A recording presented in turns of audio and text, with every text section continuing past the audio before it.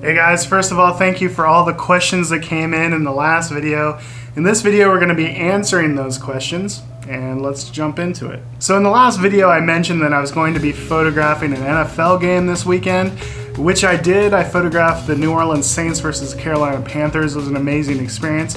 The most common question that came in the questions in the comments of the last video were, how did you get in to shoot an NFL game? So I have an acquaintance that is on the coaching staff of the New Orleans Saints, and he was introduced to me by a friend, and basically one thing led to another, and the coach pulled some strings to get me into the game to shoot. I was not paid to shoot that game. In fact, I had to pay out of my pocket for the flight, for the hotel room. It's not a cheap thing to travel across the country for a weekend to photograph a game, but what an incredible experience, what an incredible opportunity. Basically, the plan is to leverage some of the photos that I've taken shooting the NFL to leverage towards getting to shoot paid NFL gigs, and hopefully I can get on with some news agency that needs a good photographer. So I'm using those images as a portfolio builder for hopefully future gigs. Rob asked, how do you know when to use the dodge and burn option in Luminosity using a luminosity mask as opposed to using a levels adjustment to brighten the darker areas in an image? So what he's talking about is I use luminosity masks to guide my dodging and burning. That way I can kind of target the highlights in the darker areas of an image. That brings out a whole lot of depth when you're brightening just the highlights in the darker part of the image. Sometimes if you were to do that with a levels adjustment or a contrast adjustment, you're going to be bringing out a lot of noise because you're actually brightening the pixels that are physically there. But if you're doing it through a dodge burn layer and you're actually painting in some highlights, you're not going to be amplifying noise as much because you're adding brand new pixels and you're painting over the top of the noise. So in a lot of ways, if noise is an issue, using a new layer and dodging out some of those highlights will help a lot. So that's really the main difference between the two different options. Otherwise, it's pretty much the same thing. That, and you have greater control over color when you're using a dodge burn layer. So Barbass, I have a Fuji X-T2 camera, which is an APS-C crop sensor camera. Most photographers I'm inspired by, including you, use full frame cameras. Do you feel that a crop sensor camera after using bracketing and luminosity mask can give the look of a full frame camera, or is that only for the realm of full frame cameras? So I am kind of a full frame fanboy. All of my cameras are full frame. Part of the reason for that is the type of photography I do.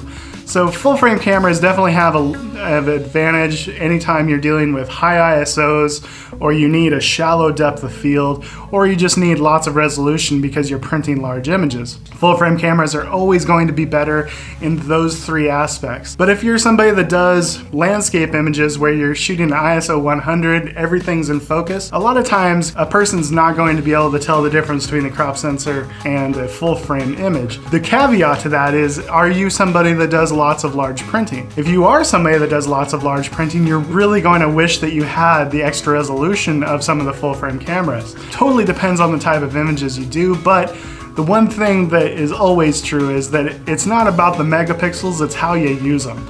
And you're much better off to be a better photographer with a lower resolution camera than to be an average photographer with an amazing camera. Creativity is always going to trump the technology, but it depends on whether the technology is holding you back in any way. Justin asks, what is your current workstation setup for post-processing as far as your hard drive, storage, processor, all that fun stuff? So my workstation is actually the same one that I've had for 5 years now. It's a PC. I bought it from a gamer that built it. I believe it's got an i5 processor that's overclocked to 3300 megahertz. Am I right with that? Anyways, it's overclocked. I'm not a huge tech guy. I've got 3 built-in hard drives. One is for my operating system that is a solid state.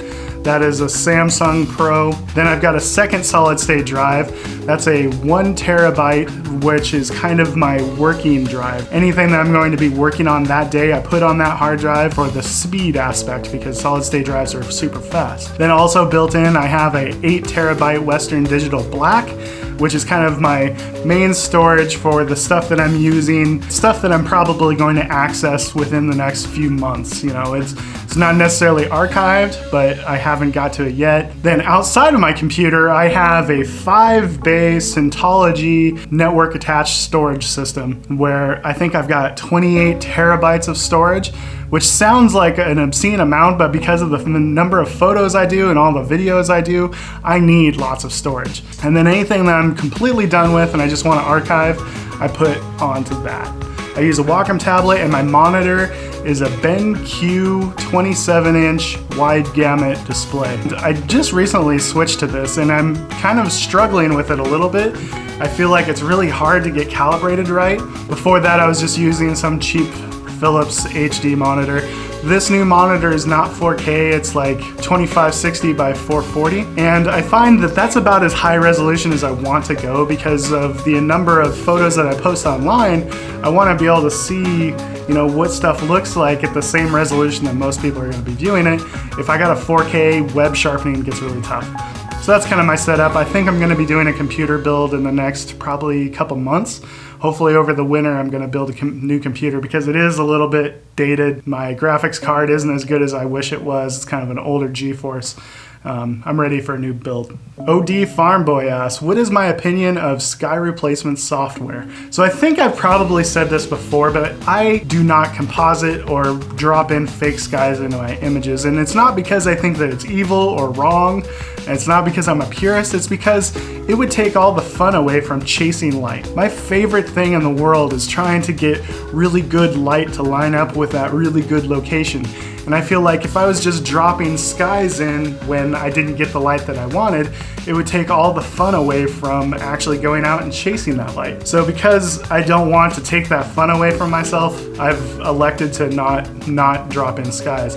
There's lots of software that you see like on Facebook and stuff where it's like a one-click solution to replace your sky. And a lot of times I just see that as like, it's like a one-click solution to laziness, you know?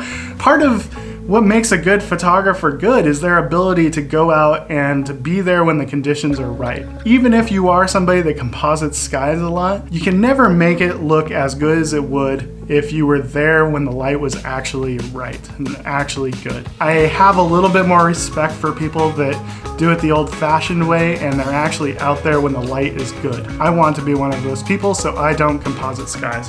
Thomas asks, what was your main inspiration for getting into photography?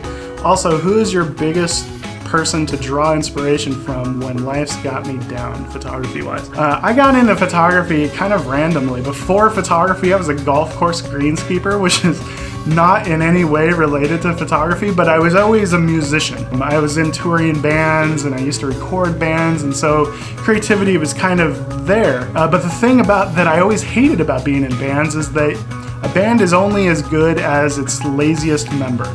So if the bass player doesn't show up for practice that day, the band is not going to get any better that day. And so a band is only going to be as good as its laziest member. And what I loved about photography was that the only thing that was holding me back was myself and my own laziness. So theoretically, I could go out and I could get really good really fast because not only am I the only thing holding myself back, but all of the knowledge is out there for free on YouTube, or you can buy tutorials from photographers. You know, that's what I loved about photography, and that's kind of how I got into it. I was never planning on becoming a professional photographer that did it full time. It just kind of happened because I loved photography and it kind of just consumed my life. As far as when life's got me down, I draw a lot of inspiration actually from painting shows, but I love Bob Ross and The Joy of Painting. I don't know if you've ever watched it, but he's the guy that draws little happy trees, you know? A happy little tree lives here.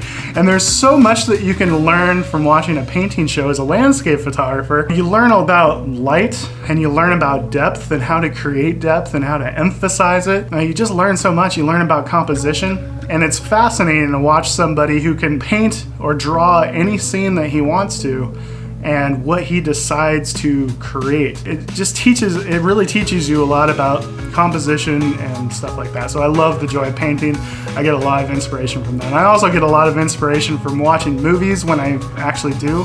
which isn't super often, because I'm obsessed with the light and like the way it's color graded and you know, I just love watching a really good movie as far as like the videography, the cinematography, and the way it's processed and edited. Did you try the fermented shark in Iceland? No, I did not. That looks really nasty. Will you ever shoot in Ireland? And the answer is yes. It looks like I could be leading a workshop in Ireland in 2018. I'm still working out all the details, and I might have a speaking engagement in Northern Ireland as well. So I'm hoping that I'm going to be able to make that happen. That should be summer of 2018, and I'm hoping that's going to be a thing because I really want to go. Scott asked, could you get the same drama when editing photos in Lightroom, or is that strictly something that you can do in Photoshop? And the answer is yes, you could get the same drama inside of Lightroom. The reason for that is because not all of it is coming from the post-processing. A lot of it is coming from decisions like the composition, perspective, getting low, getting close to your subject. Also has a lot to do with just the exposure that you choose. Darker photos come away more saturated and more dramatic because your eye is drawn more to those little points of light and you just are seeing more of the texture in the sky. Darker exposures tend to be more dramatic and moody. And plus there's a lot that you can do inside of Lightroom if you know what to do. As long as you're not making all of your edits global and you're, you know, still being selective and using adjustment brushes and stuff and radial filters and graduated filters inside of Lightroom, you can still come away with a good result, but it's kind of like trying to edit with, you know, one hand behind your back because you just have such a fraction of the tools available to you. I can still do a much better job because I have more power and control inside of Photoshop. David asks, how do you find cool places to shoot, such as the Eagles in Idaho or the beaches where I got the incredible wave shots? So a lot of it is just, you know, scouting online. We live in such a cool time where you can do a lot of scouting just on the internet. With Google Earth, 500px, or Flickr, you can just do a Google search for the area and then search by images. Seeing what other photographers have done and try to find those places that have been shot but not like shot by everyone. Like rather than going to Multnomah Falls, I prefer to hike into a place that is a little bit less shot and a little bit less, you know, ordinary. There's lots of beaches on the Oregon coast like Cannon Beach. Everybody and their dog goes to Cannon Beach, but I prefer not to go there because nobody needs another Cannon Beach photo. I want to like ideally find somewhere that's a little bit less shot than that. I find what other photographers are doing, and then I try to search around that and see what else is possible. I don't want to just emulate and recreate the photos that other people have already done. Mike asks, have you ever had problems with your carbon fiber tripod in snow and ice as far as like cracking and breaking? The answer is no. I've taken all of my carbon fiber tripods into really cold environments, probably 20 below zero at least. Never had an issue. Carbon fiber is amazing stuff. Raging Rhino asks, what's your favorite location you've ever done landscape photography at? I love Iceland. I love the Oregon coast. Those are probably my two favorites. I'm getting ready to go to Kauai, which is another one of my favorites. The island of Kauai in Hawaii is amazing because it's not overly inhabited. It's not like Las Vegas on an island. It's more like, you know, it feels still like a jungle and it still feels like little, there's only tiny little villages and stuff, and I love that. That's where like Jurassic Park and King Kong were filmed. The jungles are amazing. It's got Waimea Canyon, which is this tremendous grand canyon of Hawaii. Amazing seascapes. I love Kauai as well. A couple years ago, you were demonstrating the Lightroom HDR feature. Do I still ever use the HDR feature at the beginning of my workflow on some photos? Question number 2 is, do you believe that using a polarizer filter should be a standard procedure for blue skies and glare? Polarizing filters, the main times that I use them are when I'm shooting telephoto. It's really nice for removing all of that atmospheric haze that happens in shots. Like if you have a distant mountain, it just turns kind of blue. But if you have a circular polarizer, you can remove some of that glare and like add some contrast into the shot.